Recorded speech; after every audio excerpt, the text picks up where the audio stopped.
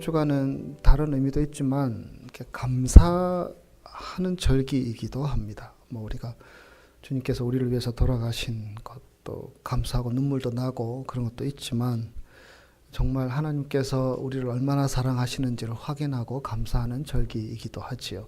그래서 이번 한 주간은 여러분 가운데 감사가 넘칠 수 있기를 소원합니다.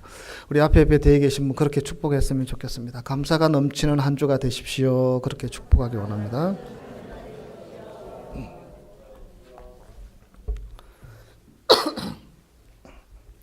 어떤 수도사가 정말 하나님 앞에서 자신의 도를 또 하나님께서 주신 그런 사역들을 감당하기 위해서 열심히 기도하고 있었는데 어떤 여인이 찾아와서 하소연을 합니다. 남편과의 다툼 때문에 살 수가 없다라는 것입니다. 툭하면 싸우게 되고 툭하면 그 싸움이 점점 확대돼서 감정이 상하게 되고 수도사는 물이 담긴 병을 하나 줍니다. 이렇게 말합니다. 남편과 다투기 직전에 이 물 한 모금을 입안에 물고 삼키지 마세요. 그러면 문제가 해결될 것입니다. 이 물은 신비한 물입니다. 이 여인은 그 수도사의 말을 믿었습니다. 그리고 남편이 시비를 걸 때마다 꼭 남편이 시비를 걸었던 것은 아닐 텐데요. 어쨌든 시비를 걸 때마다 그렇게 물을 한 모금 입에 물고 가만히 있었습니다. 근데 정말 가정이 조용해졌습니다. 부부가 화목하게 되었습니다. 너무나 감사해서 수도사를 찾아와 고마움을 전하며 참 이 물이 신기한 물입니다 라고 감탄했습니다. 수도사가 말했습니다. 그 물은 그냥 평범한 물입니다. 자매님이 가졌던 침묵이 오히려 신비로운 것이지요. 침묵이 당신의 가정을 화목하게 만들었던 것이지요. 침묵이 가져다 주는 효과에 대해서 말할 수 있는 좋은 예입니다. 침묵이 어떤 관계 회복에 있어서는요, 참 좋은 도구가 되는데도 참 침묵하기가 힘들 때가 많지요.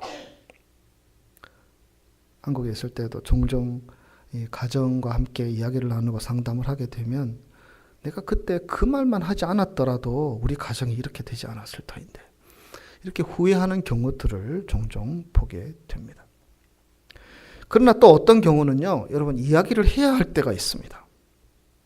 침묵해서는 안 되고 이야기를 해야 할 때가 있죠. 그렇게 해야지 사실이 왜곡되지 않고 피해를 누가 당하지 않게 되는 경우들. 히틀러가 유대인들을 학살할 때에 유대인들은 기생충보다 못한 존재들이라고 그렇게 여론을 호도합니다. 독일 국민들은 다 그것을 믿고 따르게 됩니다. 아, 그래? 정말 유대인들은 정말 나쁜 놈들이야. 그래서 어른들부터 어린아이들까지 이 나치의 말을 그대로 믿고 그들에게 협조하게 됩니다. 그러나 그것이 잘못된 것임을 알고 있는 지식인들, 깨어있는 사람들이 분명히 있었습니다. 그럼에도 불구하고 그들은 침묵했습니다. 그들은 나치가 두려웠고 또 실제로 독일 사람들이 가진 유대인들에 대한 반감들이 그들에게도 있었거든요.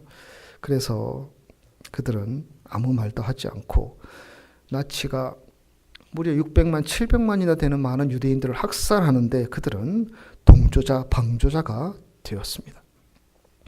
신학자 마틴 부버라는 사람이 산위의 마을이라는 책을 썼는데요. 그 책에 보면 한 개신교 목사가 히틀러에 저항하다가 잡혀서 끌려가게 됩니다. 근데 그 모습을 보고 아무도 아무 얘기도 하지 않습니다. 그때 어떤 구두 수송공이 달려가는 차에 뛰어들면서 이 히틀러가 잘못되고 저 목사의 말이 옳다고 그렇게 외치다가 죽는 이야기가 나옵니다. 이 게시타포에 잡혀가게 될 때에 정말 침묵해서는 안 된다고 느꼈던 그 구두수선공의 용기. 그러나 그는 생명을 잃게 되었지만 그는 정말 용기 있는 사람이고 책임 있는 사람이라고 할 수 있지 않겠습니까? 침묵해야 할 때, 말해야 할 때 참 구분하기 어렵지요. 용기가 필요하고 지혜가 필요하고 결단이 필요하지 않겠습니까? 이민사회 우리가 이민사회에서 살아가면서 이민사회가 가진 어떤 틀들이 있는 것 같습니다. 그래서 그 틀이 있고 어떤 무기가 있어가지고요. 사람들은 그 틀에 딱 갇히게 되고 그 무게에 짓눌리며 살아가는 경우들이 많습니다. 그러다 보니까 이 신앙생활이라는 것도 점점 그 틀에 맞춰지는 듯 보여집니다. 그러나 우리는 그럴 때 우리 스스로에게 또 아내에게 남편에게 부모에게 이웃들에게 이야기할 수 있어야 합니다. 우리가 신앙생활을 제대로 해야 한다고. 정말 지금은 우리 자신과 우리 가정과 우리 교회와 우리가 살아가는 이 삶의 터전을 위해서 기도할 때라고 우리는 스스로에게 가족에게 이웃들에게 말할 수 있는 용기가 필요합니다. 그냥 적당히 살아왔던 그 시간들을 계속 이어가려고 하는 마음보다는 내가 정말 하나님 앞에서 좀 더 신실하기를 원하는 마음, 하나님 보시기에 부끄럽지 않고자 하는 마음들 가지고 용기를 내어서 말할 수 있는 사람. 말씀드린 것처럼 이번 주간이 고난 주간이 아닙니까? 이런 절기는 분명 우리 신앙을 깨우고 또 처음 사랑을 회복할 수 있는 좋은 기회입니다. 침묵하지 말고 우리 옆 사람에게 그렇게 권면할 수 있기를 원합니다. 우리 기도합시다. 기도해야 제대로 살 수 있습니다. 이번 주는 기도하는 주가 되었으면 좋겠습니다.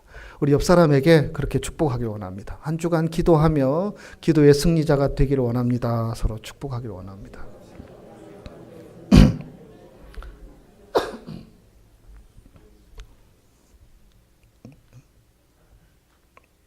사람들은 말해야 할 때와 침묵해야 할 때를 잘 구분하지 못합니다.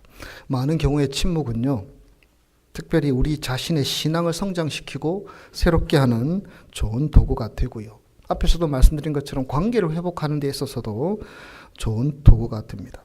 그러나 사람들은 그것을 참지 못합니다. 말하고자 하는 욕구, 내 주장을 펴고자 하는 고집, 내 뜻을 관철시켜야지 무엇인가가 이루어질 것이라는 어떤 그릇된 욕망. 그것으로 인해서 일을 그르치는 일들이 얼마나 많은지 모릅니다. 아마 예수님도 이렇게 했었으면 일이 그르치게 되었을지도 모릅니다. 근데 예수님께서는요, 오늘 본문에 보시면 침묵하고 계십니다. 예수님은 침묵의 중요성을 누구보다도 잘 알고 계셨고, 그래서 그분은 잠잠히 입을 닫고 계셨습니다. 이사야 선지자는 예수님께서 십자가를 침묵으로 받아들이실 것을 예언하고 있습니다. 이사야 53장 7절 말씀 우리 같이 읽겠습니다. 그가 곤욕을 당하여 괴로울 때에도 마치 도수장으로 끌려가는 어린 양과 털 깎는 자 앞에서 잠잠한 양같이 그의 입을 열지 아니하였도다.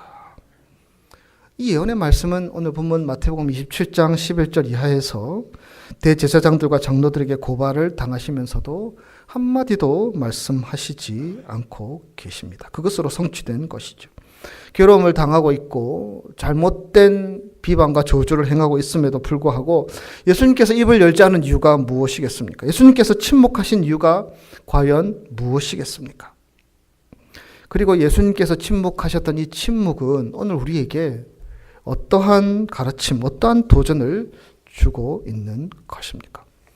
두 가지로 생각해 보기를 원합니다. 첫째로는요, 말을 해도 듣는 사람이 이해를 하지 못하기 때문입니다. 예수님을 대적하는 사람들의 대화를 잘 보시면요, 예수님은 하나님 나라에 대해서 말씀하고 계셨는데 이 대제사장들, 장로들은 땅의 세계만 알고 이 세상 나라만 생각하고 예수를 고발합니다. 예수님은 하나님의 심정을 전하려고 애를 썼지만 빌라도는 사람들의 말만 듣고 세상 수준에서만 예수님과 대화하고자 했습니다. 말이 통하지 않았죠. 예수님은 과거와 현재를 미래를 꿰뚫어 보고 계셨고 그들에게 그 일들을 말씀해 주셨지만 당시의 사람들은 지금 눈앞에 놓여 있는 현실, 이 현실의 돌파구가 필요한데 예수가 그것을 해결해 줄 줄 알았는데 해결해 주시지 않으니까 그를 십자가에 못 박고 죽이려고 했던 것입니다. 현실만 바라보는 그들, 아무 말을 해도 이해할 수 없는 그들이었습니다. 그래서 예수님은 그들에게 천국의 비밀에 대해서 침묵하신 것입니다. 예수님이 침묵하셨다고 해서요, 여러분 아무 말도 하지 않은 것은 분명히 아닙니다. 그는 십자가의 길을 걸어가면서 되도록 말씀을 아끼셨고요. 침묵으로 그들에게 어떤 메시지들을 주시고자 했던 것입니다. 오늘 본문 27장 앞에 있는 26장 62절의 말씀을 보면 대제사장이 예수님께 질문합니다. 62절. 대제사장이 일어나서 예수께 묻되 아무 대답이 없느냐? 이 사람들이 너를 치는 증거가 어디 있느냐? 어떠하냐? 하되. 63절을 보시면 예수님께서는 그렇게 기록되어 있습니다. 침묵하시거늘. 이후에 대제사장이 다시 내가 하나님의 아들 그리스도인지 우리에게 말하라 했을 때에 이때 예수님께서는 침묵을 깨뜨리시고 말씀하십니다. 내가 말하였느니라. 그는 결정적일 때에도 대답을 회피하신 것은 아니십니다. 예수님께서는 정말 말씀을 해야 하실 때는 하셨습니다. 그리고 그럼에도 불구하고 꼭 필요했던 자신에 대한 변론, 자신을 지키고자 했던 어떤 변명, 그러한 말씀에 대해서는 입을 닫고 계셨습니다. 막스 피카르트라는 사람이 침묵의 세계라는 글을 썼는데요. 이런 내용이 나옵니다. 침묵은 말이 없어도 존재할 수 있지만 말은 침묵이 없이는 존재할 수 없다. 말에 침묵이라는 배경이 없다면 말은 아무런 깊이를 가지지 못한다. 그러니까 위대한 말, 필요한 말, 참으로 깊이 있는 말은 침묵하는 가운데 나오게 되는 말이라는 뜻이지요. 여러분, 우리가 지난주에 요한복음 8장 말씀을 함께 나누었습니다. 가늠하다 현장에서 잡혀온 여인. 율법에 따르면 이 여인은 돌로 쳐서 죽여야 하는데 당신 같으면 어떻게 하겠느냐고 예수님께 따져 들고 있습니다. 그 예수님께서는 그들의 대답에 대해서 침묵하시면서 허리를 굽히시고 땅에 글을 쓰셨습니다. 그리고 말씀하셨습니다. 무엇이라고 하셨습니까? 너희 중에 죄 없는 자가 먼저 돌로 치라. 예수님께서 왜 허리를 굽히시고 땅에 글을 쓰셨을까요? 그들이 예수님 앞에 논쟁을 하기 위해서 왔을 때에 예수님께서 그들과 논쟁을 하셨다면, 너희들이 이런 이유 때문에 잘못되었고 문제가 있다라고 지적하셨다면 아마 흥분한 그들은 그 여인을 아니면 예수님을 돌로 쳐 죽였을지도 모릅니다. 지혜로운 예수님께서는 듣지 않는 자들에게 억지로 말씀하지 않으시고요, 침묵의 메시지들을 보내신 것입니다. 보통 가정에 갈등이 있는 경우에는요, 나라와 민족을 위해서 걱정하고 갈등하는 일은 거의 없죠. 아주 사소한 일들, 사소한 말, 사소한 행동. 감정이 상해 있을 때에는 말해서는 안 되지요. 귀가 닫혀있고 마음이 닫혀있는 가운데 무슨 말을 할 수 있겠습니까? 그런데도 논리로 그 사람을 설득하려고 하고 그 사람을 이해시키려고 하고 그 사람에게 내가 맞다라는 것을 알려주려고 아무리 말을 한들 아무 소용이 없는 것을 우리는 살아가면서 많이 경험하지요. 언성이 높아지면 상대방의 감정을 자극하게 되고요. 마음 문이 닫히고 오히려 상대의 논리에 반박할 그런 생각들만 하게 되지 않습니까? 오히려 침묵이 약입니다. 듣지 못하고 이해하지 못하고 받아들일 준비가 안 돼 있는 자들에게, 사람들에게, 가족들에게 자꾸 말하려고 하기보다는 흥분을 가라앉히고 인내하며 기다릴 필요가 있지 않겠습니까? 마이스터 에카르트라는 사람은 이런 말을 했습니다. 침묵하는 사람이 하나님을 닮은 사람이다. 가장 닮은 사람이다.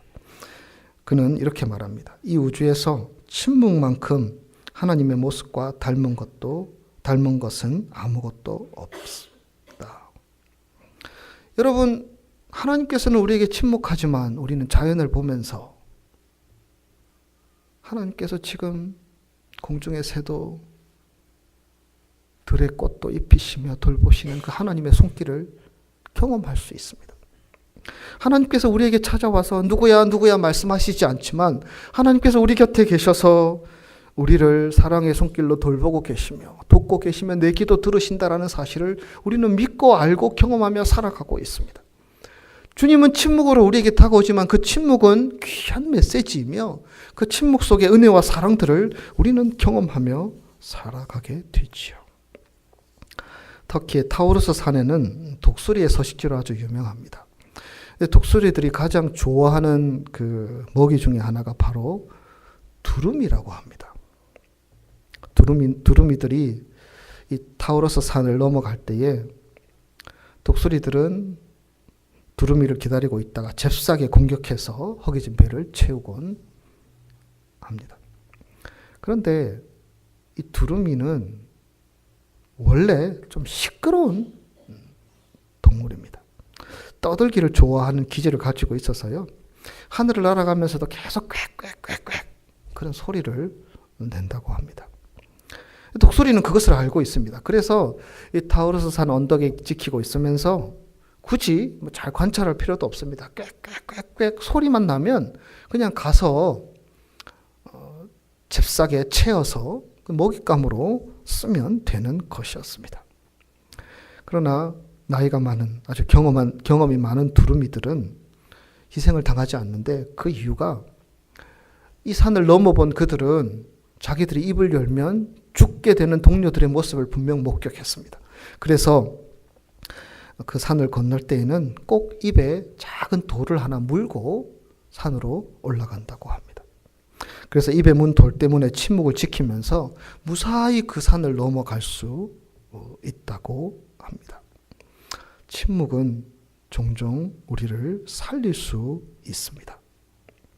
둘째로 예수님께서 침묵하신 이유는 하나님의 섭리를 수용하시고자 하심입니다. 예수님께서 십자가에 지시는 그 과정들을 앞두시고 침묵하신 이유는 십자가를 지고 가는 그 길이 명백하게 하나님이 원하시는 길임을 알고 계셨기 때문입니다. 그래서 그분은 침묵하셨습니다. 변명하고 방어하기에 급급하면 스스로도 이 하나님의 뜻을 이룰 수 없다라는 사실을 알고 계셨습니다. 여러분, 그 상황에서 자기를 위협하고 죽이려고 하는 그 상황에서 무슨 말을 하겠습니까? 그리고 그는 그 길로 가는 것이 옳다라는 것을 잘 알고 있었습니다. 그래서 그분은 침묵을 통해서 하나님께 맡긴 것입니다. 여러분, 우리의 삶도 마찬가지입니다. 구차한 변명도 있고 방어도 해야 하고 또 포기해야 되고 침묵한다는 것이 참 어려운 것이지만, 그러나 우리의 상황을 그 상황 가운데서도 침묵하며 하나님을 바라볼 수 있는 그 침묵은 이 상황의 주인이 주님이심을 인정하는 것입니다. 이 상황의 주인이 주님이셔서 주님께서 우리가 말한 것 아니더라도 간섭하시고 역사하셔서 이 상황을 새롭게 해주실 분이시라는 것을 신뢰하는 믿음, 그 믿음의 표현이 바로 이 상황 가운데 침묵하는 믿음이라는 것입니다. 이사야 53장 7절 우리가 좀 전에 읽었지요. 곤욕을 당하며 괴로울 때에도 입을 열지 않으시고 털 깎는 자 앞에 잠잠한 양같이 침묵하신 이유, 이어지는 10절에 이렇게 말씀하십니다. 또 그의 손으로 여호와께서 기뻐하시는 뜻을 성취하리로다. 침묵함으로 하나님께서 하나님의 목적을 성취하게 된다라는 말씀이 아니겠습니까? 여러분, 예수님의 침묵은 하나님께 다 맡기는 침묵이셨습니다. 주님의 뜻을 받아들이겠다. 내가 지금 이 자리에 서 있는데 이 자리에서 하나님께서 나를 이끄시는 대로 따르겠다 라는 의미를 담은 침묵이셨습니다. 이렇게 표현해도 될까요? 아멘의 침묵. 주님께서 하시는 일들을 아멘으로 받아들인 것입니다.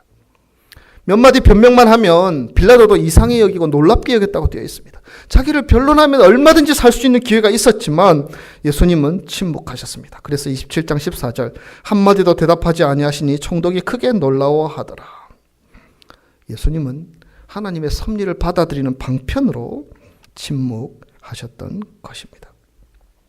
여러분, 말하면 상황이 흐트러질 수 있습니다. 말하면 두려움과 불평이 나오고 주어진 현실에 대해서 우리 나름대로의 진단이 나오게 될 수밖에 없습니다. 판단이 나옵니다. 말을 시작하면 우리는 더 인간적이 될 수밖에 없습니다. 그 말이 맞기 때문입니다. 그러나 말을 하다 보면 우리는 하나님의 뜻을 거스르게 됩니다. 하나님의 뜻을 따르는 판단보다는 내 판단, 내 상식, 내 지혜, 그러한 것에 의해서 모든 것을 판단하게 됩니다. 우리가 말을 하면 하나님의 뜻대로 살아가지 말아야 될 수만 가지 이유들을 발견하게 됩니다. 그러나 우리가 침묵하게 될 때에 하나님께서 우리의 삶을 어떻게 펼쳐주실지를 볼 수 있는 눈을 갖게 되고요. 그것을 이루어 주시는 주님을 만나게 된다는 것입니다. 예수님은 그렇게 결심하셨습니다. 십자가 지기로 결심하셨습니다. 그래서 그 수치스럽고 저주스럽고 욕된 십자가 길을 걸어가시기로 결정하셨기 때문에 그분은 침묵할 수 있으셨습니다. 아무런 변명도 불평도 고발도 원망도 하지 않고 그분은 그 길을 묵묵히 걸어가기 위해서 침묵의 길을 가셨던 것이 아니겠습니까? 고난주간 종료주일 예배 드리면서 우리는 그 주님이 우리 곁에 계심을 믿습니다. 그리고 그 주님께서 우리 곁에 계셔서 우리를 격려하고 계심을 우리는 믿습니다. 우리가 변명하고 우리가 이야기하고 고발하고 원망하는 그런 말들보다는 나를 위해서 돌아가신 예수 그리스도를 내가 믿습니다. 나의 모든 것들을 다 짊어지시고 돌아가신 예수 그리스도의 십자가의 의미를 나는 믿습니다. 이 믿음 가지고 잠잠히 주님 앞에 서는 자 되기를 우리 주님은 원하시는 줄 믿습니다. 성령께서 우리에게 도전하시고 우리에게 말씀하고 계십니다. 그 말씀에 대해서 우리가 헌신하고 따르기 위해서는 우리는 침묵하며 나아갈 수 있어야 합니다. 여호수아 6장 10절 본문 말씀 우리 같이 읽겠습니다. 여호수아가 백성에게 명하여 가로되 너희는 외치지 말며 너희 음성을 들리게 하지 말며 너희 입에서 아무 말도 내지 말라. 그리하다가 내가 너희에게 명하여 외치라 하는 날에 외칠지어다. 아멘. 여러분, 이 본문의 상황을 여러분 알고 계십니다. 지금 돌고 있습니다. 돌아도 변화는 없습니다. 그러나 여리고성을 돌고 있는 이스라엘 백성들, 그런데 하나님께서는 그들에게 무엇이라고 말씀하십니까? 침묵하라고, 말하지 말고 돌라는 것입니다. 만약에 그들이 말을 하기 시작하면 어떤 말을 했겠습니까? 야, 우리가 정신이 나가서 이렇게 돌고 있나? 그런데 이렇게 돈다고 해서 이 성이 과연 무너질까? 여러분, 그런 말을 하면 동조하는 수많은 사람들을 얻게 됩니다. 내가 말하면 그 말이 맞습니다. 그리고 그 말대로 이루어지는 것을 보게 됩니다. 그러나 하나님의 뜻을 거스르게 된다는 것입니다. 여리고성은 결코 무너지지 않습니다. 그리고 여리고성에서 물러서서 뒤로 도망갈 수밖에 없는 그들의 상황들, 하나님은 그것을 아셨습니다. 그들이 침묵하고 걸을 때만이 그들이 하나님을 신뢰하게 되고 여리고가 무너질 수 있다는 사실을 하나님은 알고 계셨습니다.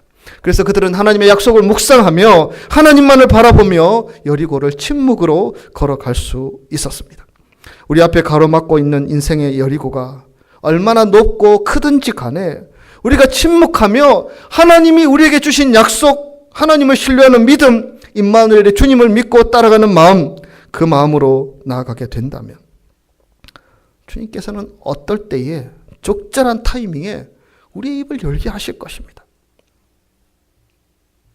이스라엘 백성들이 외쳤을 때에 성이 무너진 것처럼 우리로 예수의 이름으로 선포하게 하실 것이며 예수의 이름으로 명하게 하실 것이며 예수의 이름으로 나아가게 하시는 그 시간이 분명 우리에게도 올 것을 믿습니다. 여러분들이 내는 소리는 어떤 소리이십니까? 헛된 불평과 원망의 소리들로 가득 차 있지는 않습니까? 아니면 믿음의 소리를 내고 계십니까? 옛날 어느 마을에 처녀가 임신하여 아이를 낳았습니다. 마을 사람들이 몰려들어서 이 아이의 아버지가 누구인지 묻고 있습니다. 얘기하지 않으면 자기가 죽을 것 같습니다.